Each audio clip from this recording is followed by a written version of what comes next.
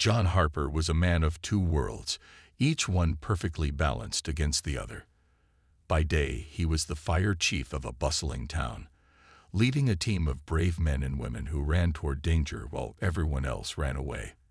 His job was high pressure, unpredictable, and often thankless, but John thrived on it. He loved the camaraderie, the adrenaline rush, and most of all, the knowledge that his work made a difference in people's lives. But when the sirens stopped blaring and the smoke cleared, John retreated to a very different kind of life.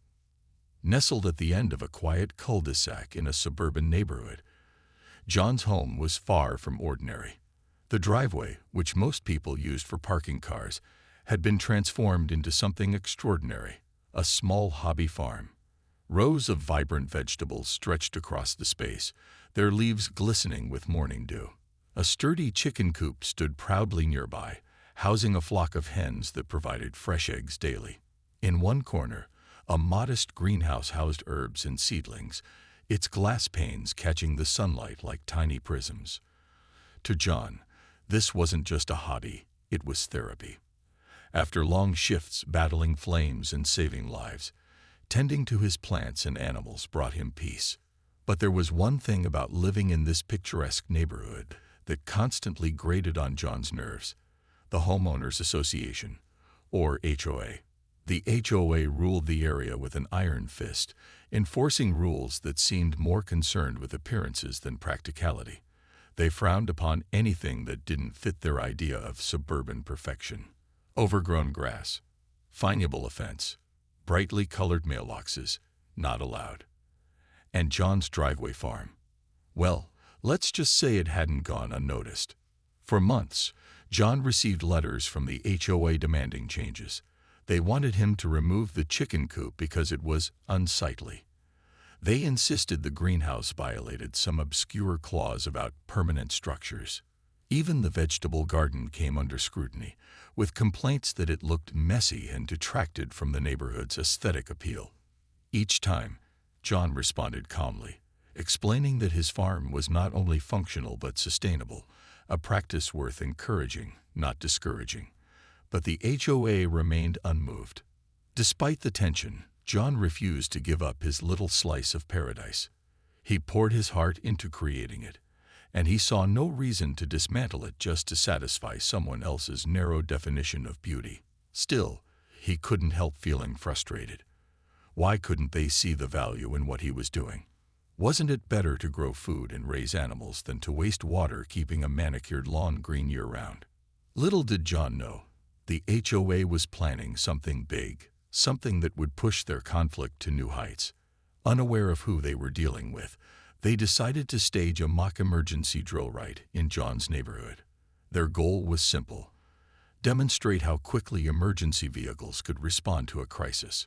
What they didn't realize, however, was that their decision to block driveways, including John's, would lead to a showdown unlike anything they'd ever imagined. The morning started like any other for John Harper. He woke up early, brewed a strong cup of coffee, and stepped outside to check on his driveway farm. The air was crisp, carrying the faint scent of damp earth and freshly turned soil. As he walked among the rows of vegetables, he noticed something unusual taped to his front door: a white envelope bearing the logo of the Homeowners Association. John sighed deeply before even opening it. He didn't need to guess what it was about. He'd received enough letters from them over the past year to recognize their handiwork. Inside the envelope was yet another formal notice. But this one felt different. It wasn't just another complaint about his chicken coop or greenhouse. It was an announcement. According to the letter, the HOA had organized a mock emergency drill in collaboration with local firefighters. The purpose: to test response times and ensure the neighborhood was prepared for real emergencies. While that sounded reasonable enough, the details made John's blood boil. The drill would involve blocking driveways throughout the cul-de-sac, including his own, with fire trucks and other emergency vehicles. Essentially, they planned to shut down access to his property for several hours. John reread the letter twice, shaking his head in disbelief. How could they think this was acceptable? Blocking driveways wasn't just inconvenient, It was disruptive and potentially dangerous. What if someone needed to leave urgently during the drill? And what about his farm? His chickens relied on regular care, and the plants needed watering. Disrupting his routine could have serious consequences, but as he thought more about it, something else struck him: the sheer audacity of the HOA. They were planning to bring in fire trucks, vehicles under his command as fire chief, and use them without consulting him first. If they only knew who they were dealing with, they might not have been so bold. John leaned against the porch railing, staring at the letter. A smirk slowly spread across his face. This was ridiculous, yes, but also kind of amusing. For months, the HOA had treated him like just another homeowner, oblivious to the fact that he held significant authority within the very system they were trying to exploit. He imagined the look on their faces when they realized they'd bitten off more than they could chew. Instead of reacting angrily, John decided to let events unfold naturally. After all, sometimes the best way to handle arrogance was to let it collapse under its own weight. That evening, after finishing his chores around the farm, John picked up the phone and dialed the number for the fire station. He spoke casually with his second-in-command, giving instructions to send 2 fire trucks to the neighborhood on the day of the drill. "Make sure everything is by the book," he said with a chuckle. "We don't want anyone accusing us of cutting corners." Then, without elaborating further, he hung up. The stage was set, and John couldn't wait to see how the HOA would react when reality came crashing down on their carefully orchestrated plans. As the days passed, anticipation built in the neighborhood. Flyers went up on bulletin boards, and emails circulated among residents detailing the upcoming drill. Some neighbors were excited, eager to witness the spectacle of fire trucks rolling into their quiet streets. Others grumbled, annoyed at the inconvenience. Through it all, John remained calm, going about his daily routine as though nothing unusual was happening. Inside, however, he was quietly savoring the irony. The HOA had no idea what they were walking into, or rather, driving into, and John intended to make the most of it. The day of the drill arrived, and the neighborhood buzzed with a mix of curiosity and mild annoyance. John Harper stood on his porch, sipping a cup of coffee as he watched the scene unfold. The sun was bright, casting long shadows across his driveway farm. His chickens clucked contentedly in their coop, unaware of the chaos about to descend upon their peaceful little corner of the world. John had woken up early that morning, making sure everything on his property was in perfect order. He wanted there to be no doubt that his farm was well maintained and functional, not the eyesore the HOA claimed it was. By mid-morning, the first fire truck rumbled down the street, its engine growling softly as it came to a stop directly in front of John's driveway. Moments later, a second truck followed, parking just behind the first. The sight was impressive, but also absurd. 2 massive fire trucks now blocked access to his property, leaving no room for him, or anyone else, to get through. Neighbors began gathering along the sidewalks, some snapping photos with their phones, others chatting excitedly about the drill. It felt like a festival, except the main attraction wasn't fireworks or music. It was bureaucracy gone awry. Karen, the HOA president, strutted around the area with her clipboard, looking every bit the part of someone who believed she was orchestrating something important. She wore a blazer despite the warm weather, determined to project authority. A small crowd of HOA board members trailed behind her, nodding eagerly at her every word. Karen gestured toward the fire trucks, explaining to anyone within earshot how this exercise would demonstrate the neighborhood's readiness for emergencies. "This is exactly what we need," she declared loudly, clearly enjoying the spotlight. Safety first. John leaned casually against his porch railing, arms crossed, watching the spectacle with an unreadable expression. He didn't say a word as the firefighters climbed out of their trucks and began setting up equipment. They moved efficiently, checking hoses and radios, pretending to respond to a simulated emergency. Everything seemed professional, until one of the firefighters approached Karen with a clipboard of his own. At first glance, it looked like part of the drill, but John knew better. This was where things would start getting interesting. "Ma'am," the firefighter said, addressing Karen with polite seriousness, "we've received reports that these vehicles are obstructing private driveways without proper permits. Blocking access like this violates city ordinances." Karen froze mid-sentence, her smile faltering as she processed his words. Her eyes darted nervously between the firefighter and the blocked driveway. "What do you mean?" she stammered. "This is just a drill. Surely there's an exception." Before Karen could finish her sentence, John stepped forward, still holding his coffee mug. He walked down the porch steps and approached the group, his demeanor calm but commanding. For a moment, all eyes turned to him. "Good morning, everyone," he said cheerfully, almost mockingly. Then, with a slight nod to the firefighter, he added, "I think my colleague here has already explained the situation quite well." Karen blinked rapidly, confusion written all over her face. "Colleague," she repeated, her voice rising slightly. That's when it hit her, and everyone else. John Harper wasn't just another homeowner trying to keep his farm intact. He was the fire chief. The man standing before them oversaw the very department whose resources they had commandeered for their little demonstration. The irony was almost too much to bear. As realization dawned on Karen and the rest of the HOA board, murmurs rippled through the crowd of neighbors. Some suppressed laughter, while others exchanged knowing glances. John simply smiled, taking another sip of his coffee. The drill hadn't even reached its halfway point, but it was already clear.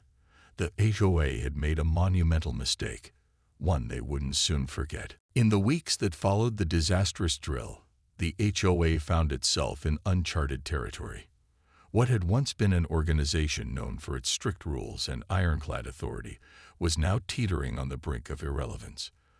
The fines they incurred from the city council weighed heavily on their budget, forcing them to cut back on frivolous expenditures like holiday decorations and landscaping contests, things that many residents hadn't cared about in the first place. But more than the financial blow, it was the loss of credibility that truly stung. Neighbors who had once feared the HOA's wrath now openly questioned their decisions, and attendance at meetings dwindled as people lost interest in their increasingly defensive rhetoric. Karen, the HOA president, bore the brunt of the backlash. Her reputation, once polished and authoritative, was now tarnished beyond repair. At every turn, she faced reminders of her missteps. Snide comments from neighbors, sarcastic memes circulating online, and even a petition calling for her resignation. She tried to rally support within the board, but even her closest allies began distancing themselves, unwilling to be associated with her failures. It wasn't long before she stopped attending neighborhood events altogether, retreating into obscurity.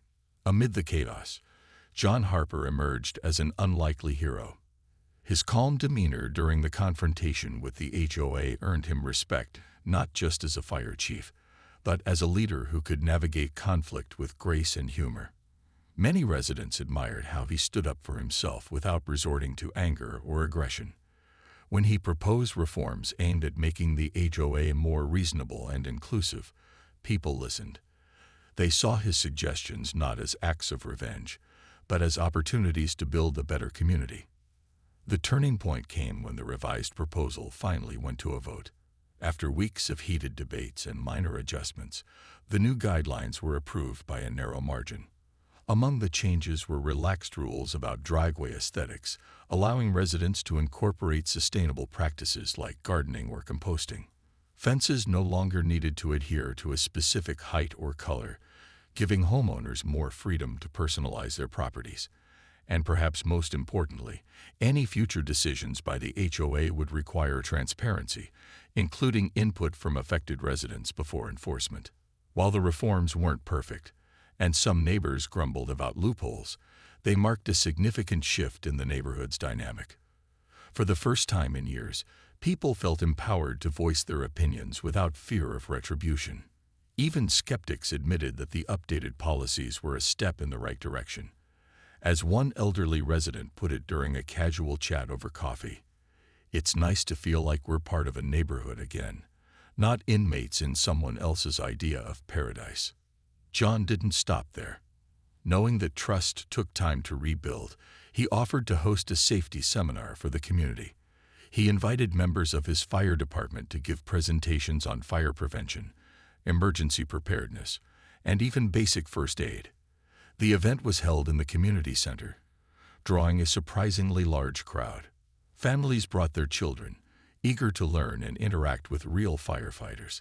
Kids climbed onto fire trucks, posed for photos in helmets, and asked endless questions about life at the station. By the end of the day, the atmosphere was electric, not with tension, but with camaraderie. The seminar accomplished more than just educating residents. It humanized John in ways no letter or meeting ever could. People saw him not just as the man who outsmarted the HOA, but as someone genuinely invested in their well-being. Conversations flowed freely afterward, with neighbors exchanging ideas about improving the area. Some suggested organizing regular cleanup days, while others proposed starting a community garden. Ideas that might have been shut down months earlier were now met with enthusiasm and collaboration. As the dust settled, John reflected on the journey. He hadn't set out to dismantle the HOA or make enemies. He simply wanted the freedom to live peacefully and sustainably. In standing up for himself, he inadvertently sparked a movement, a reminder that sometimes change begins with a single act of defiance.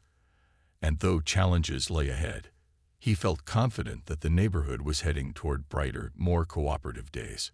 For now, John returned to what mattered most, tending to his driveway farm. With the greenhouse gleaming in the sunlight and his chickens happily pecking at the ground, he couldn't help but smile. Life was good, and getting better all the time. As the seasons changed and the neighborhood settled into its new rhythm, John Harper found himself reflecting on the lessons learned from the chaos that had unfolded. What had started as a personal battle over his driveway farm had evolved into something much bigger, a lesson in standing up for what you believe in, finding common ground, and building a stronger community. The HOA debacle wasn't just about rules or regulations. It was about people learning to coexist, respect differences, and embrace opportunities for growth. The transformation within the neighborhood was undeniable. Residents who once dreaded opening their mailboxes for fear of another HOA violation notice now looked forward to invitations for block parties and collaborative projects.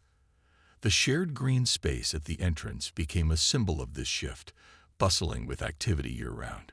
In spring, neighbors gathered there for planting days, sowing flowers and herbs alongside vegetable patches. During summer evenings, children chased fireflies while parents swapped stories around a small bonfire pit.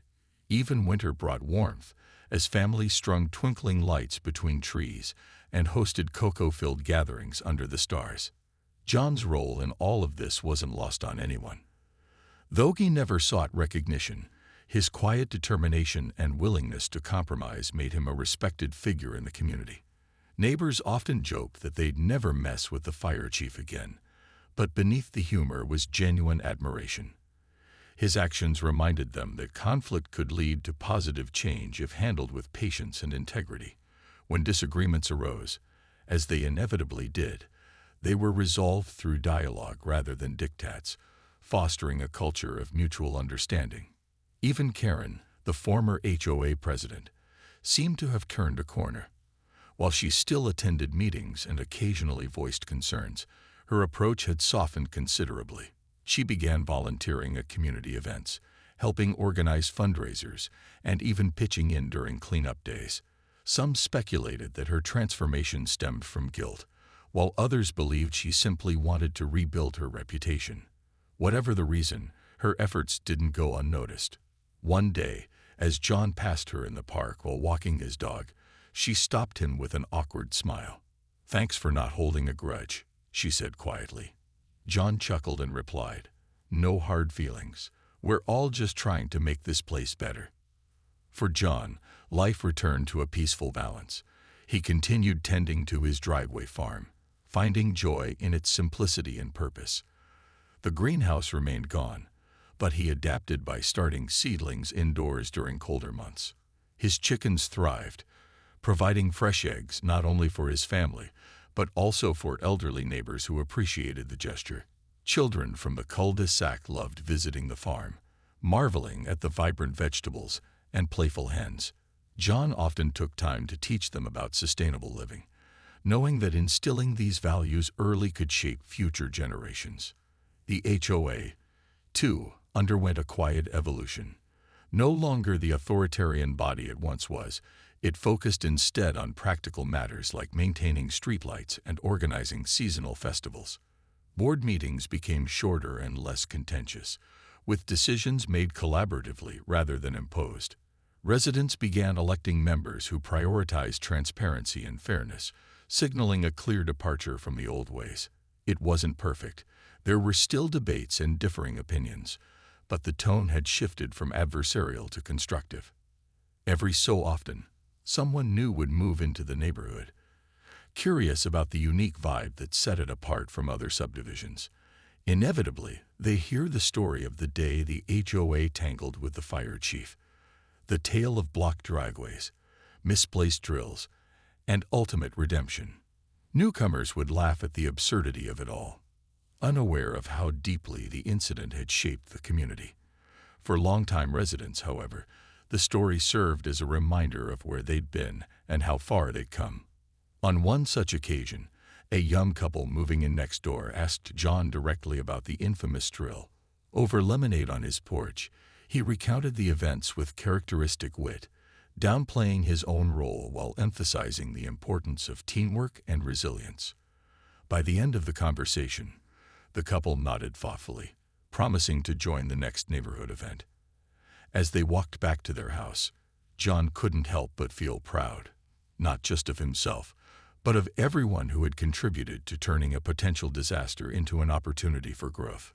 Life in the cul-de-sac wasn't without challenges, but it was richer, warmer, and more connected than ever before.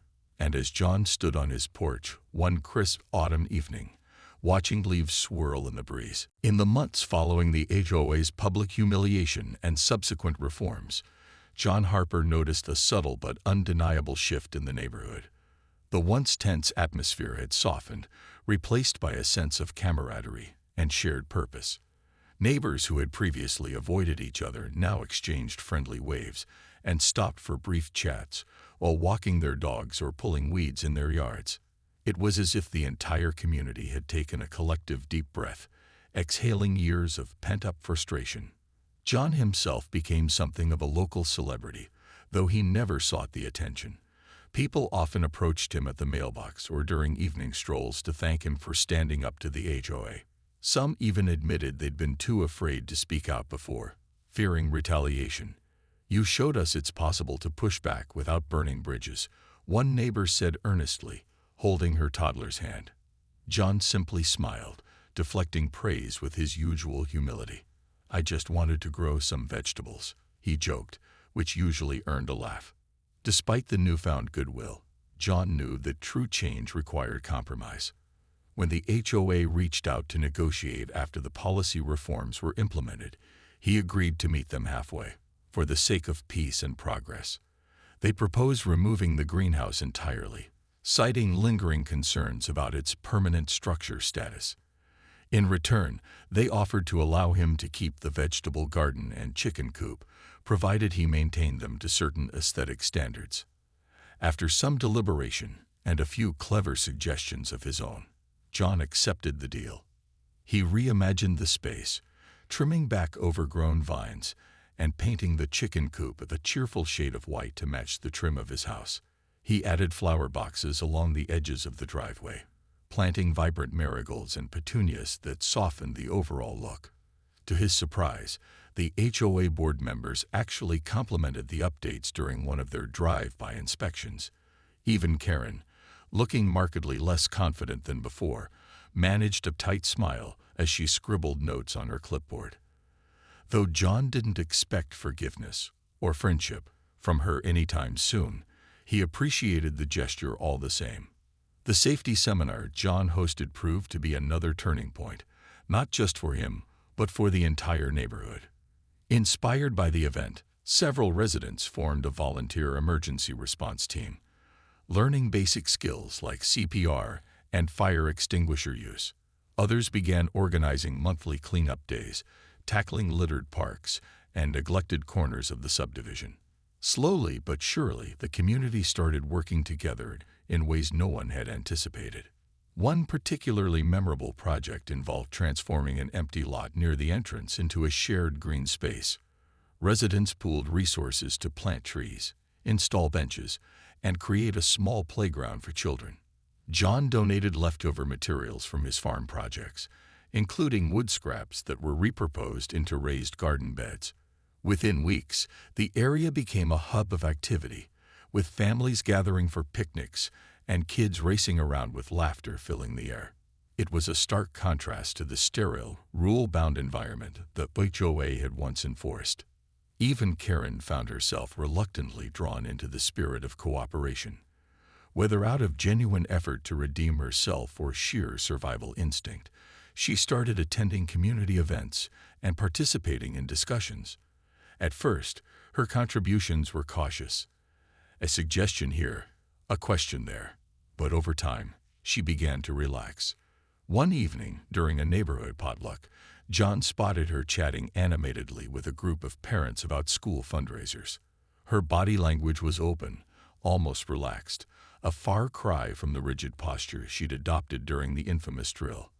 As autumn gave way to winter, John reflected on how much had changed, not just externally, but within himself as well. Standing up to the HOA hadn't just been about protecting his driveway farm. It had been about asserting his values and inspiring others to do the same.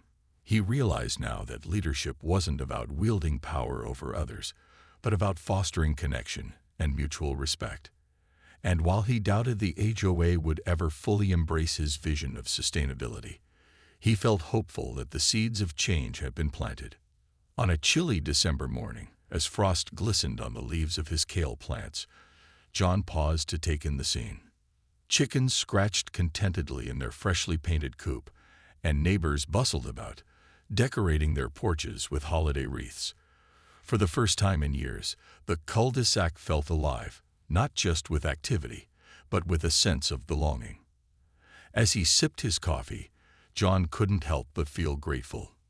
Life, much like his farm, thrived when given room to grow. The moment John Harper stepped forward and introduced himself as the fire chief, the atmosphere shifted dramatically. Karen, the HOA president, stood frozen like a deer caught in headlights, her clipboard dangling uselessly at her side. The confident stride she had displayed moments earlier was gone, replaced by an unmistakable look of panic. Her mouth opened and closed several times, but no words came out. It was clear she hadn't expected this twist, not in a million years. John, on the other hand, remained perfectly composed, setting his coffee mug down on the hood of one of the fire trucks. Much to the amusement of the firefighters, he turned his full attention to Karen. "Let me clarify something for you," he began, his tone calm but firm. "Blocking driveways without proper authorization isn't just inconvenient. It's against city ordinances. And using emergency vehicles for unauthorized drills. That's a misuse of public resources." He paused, letting his words sink in before adding with a touch of dry humor, "I'm sure your insurance provider will find that fascinating." Karen's face flushed red as she scrambled to respond. But this is an emergency drill." She sputtered, gesturing wildly toward the fire trucks. "We're trying to prepare the neighborhood for real emergencies." John raised an eyebrow, clearly unimpressed. "Oh, I see," he said, nodding slowly. "So you decided to block driveways, including mine, without checking if it's legal or necessary." He glanced pointedly at his driveway farm, where his chickens were now making irritated clucking noises, likely disturbed by the commotion. "Tell me, Karen, what happens if there's an actual emergency here? Say, a fire breaks out in my greenhouse, or someone needs immediate medical attention. How exactly does blocking access help prepare us for that?" Karen opened her mouth again, but nothing coherent came out. Instead, she turned to the HOA board members standing nearby, silently pleading for backup. Unfortunately for her, they looked just as flustered as she did. One of them muttered something about miscommunication under their breath, while another shuffled awkwardly, avoiding eye contact with both John and the growing crowd of neighbors. Meanwhile, the firefighters, who were clearly enjoying the show, exchanged amused glances. One of them leaned casually against the truck, pretending to examine his clipboard, though it was obvious he was fighting back a grin. Another whispered something to his colleague, who let out a barely audible chuckle. They weren't interfering directly, but their presence alone underscorefully highlighted the absurdity of the situation. Sensing that Karen was struggling, John decided to take pity on her, for now. He reached into his pocket and pulled out a folded piece of paper. "Here's a copy of the city code regarding obstruction of private property," he said, handing it to her. "You might want to review it. And while you're at it, maybe check whether you have the permits required to conduct this kind of exercise. Spoiler alert, you don't." Karen accepted the paper with trembling hands, looking as though she'd rather be anywhere else. Behind her, the neighbors began whispering among themselves, some openly laughing at the spectacle. A few even pulled out their phones to record the exchange, knowing it would make for great storytelling later. John could practically hear the future dinner conversations. Remember the time the HOA tried to boss around the fire chief? To add insult to injury, one of the firefighters chimed in, addressing Karen with feigned seriousness. "Ma'am, we'll need to document this incident for our records," he said, holding up his clipboard. "And since these trucks are technically being used improperly right now, we may have to file a report with the city council." The color drained from Karen's face as she realized the gravity of the situation. Not only had they violated regulations, but they were also facing potential fines, and possibly even legal action. John crossed his arms and gave Karen a long, measured look. "Now," he said, his voice softer but still authoritative, "do you understand why blocking driveways without permission is problematic? Or should we continue this discussion inside a courtroom?"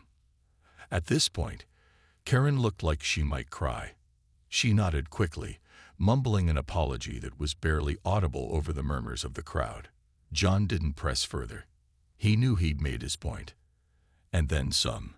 With a satisfied nod, he turned back toward his porch, leaving Karen and the HOA board to figure out how to salvage what was left of their dignity. As he walked away, he couldn't resist throwing one final remark over his shoulder. "Next time, maybe run your ideas past someone who actually knows what they're doing." The crowd erupted into laughter, sealing the moment forever in neighborhood lore. The fallout from the disastrous drill spread faster than wildfire through the neighborhood. By late afternoon, nearly every resident had heard about what happened, or at least some version of it. Social media lit up with posts, photos, and even short videos of the confrontation between John Harper and Karen, the HOA president. Some captions read, "When the HOA picks a fight with the fire chief," while others simply showed Karen's mortified expression as she clutched the city code violation notice like it was a lifeline. The story became the talk of the town, and John's driveway farm was suddenly the most famous piece of property in the area. Karen, however, wasn't laughing. Back at her house, she frantically called an emergency meeting of the HOA board. Her hand shook as she tried to explain how everything had spiraled so far out of control. "We were just trying to do something good for the neighborhood," she insisted, pacing back and forth in her living room. But her excuses fell flat. The other board members sat silently, avoiding eye contact, each of them painfully aware that they'd underestimated their opponent, and badly. No one dared mention John's name aloud, but his presence loomed over the room like a storm cloud. Meanwhile, John wasted no time capitalizing on the situation. That evening, he filed formal complaints with both the city council and the HOA's governing body. He outlined every detail: the unauthorized use of public resources, the violation of city ordinances, and the disruption caused to private property owners, including himself. To make matters worse, he included copies of the city codes and photographic evidence showing the blocked driveways. The message was clear: This wasn't just a minor oversight. It was a blatant disregard for rules and regulations. Within days, the fines arrived. And they weren't small. The HOA was slapped with penalties for misusing public services, failing to secure proper permits, and obstructing private property without consent. For an organization that prided itself on maintaining order and enforcing rules, being fined for breaking them was nothing short of humiliating. Worse still, news of the fines leaked to the neighborhood email chain, sparking outrage among residents who had long resented the HOA's heavy-handed tactics. Emails flew back and forth, with some homeowners demanding answers and others calling for the resignation of the entire board. As pressure mounted, the HOA scrambled to contain the damage. They issued a public apology, claiming the drill had been a miscommunication and assuring residents it wouldn't happen again. But their words rang hollow. Trust in the HOA had already begun to erode, and many neighbors were quick to point out past grievances.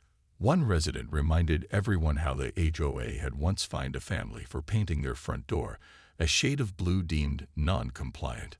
Another recounted the time they'd been forced to remove a bird feeder because it supposedly attracted nuisance wildlife. Each story added fuel to the growing resentment toward the organization. For John, the chaos provided an unexpected opportunity. Sensing the shifting tide, he reached out to several key neighbors who had previously supported him during disputes with the HOA. Together, they drafted a proposal aimed at reforming the association's policies. Among other things, they suggested relaxing certain aesthetic restrictions, allowing sustainable practices like urban farming, and requiring greater transparency in decision-making. It was a bold move, but given the HOA's weakened position, it seemed like the perfect time to push for change. When the next HOA meeting rolled around, attendance was unusually high. Residents packed into the community center, eager to voice their opinions. Tensions ran high as arguments erupted over everything from parking rules to landscaping standards. Amid the chaos, John stood up and calmly presented his proposal. He spoke passionately about the benefits of sustainability, emphasizing how projects like his driveway farm could inspire others to adopt eco-friendly habits. He also pointed out that rigid enforcement of arbitrary rules only created division, whereas compromise fostered unity. To everyone's surprise, the proposal gained traction. Even some former HOA loyalists admitted that change might be necessary if the organization hoped to regain trust. While not everyone agreed with all the details, there was a general consensus that the status quo was unsustainable, both literally and figuratively. In the end, the board reluctantly agreed to consider reforms, though they made no promises about implementation. As the meeting adjourned, John felt a sense of cautious optimism. The road ahead wouldn't be easy, but for the first time in years, he saw a glimmer of hope. And as he walked back to his driveway farm under the fading light of dusk, he couldn't help but smile. After all, sometimes the bees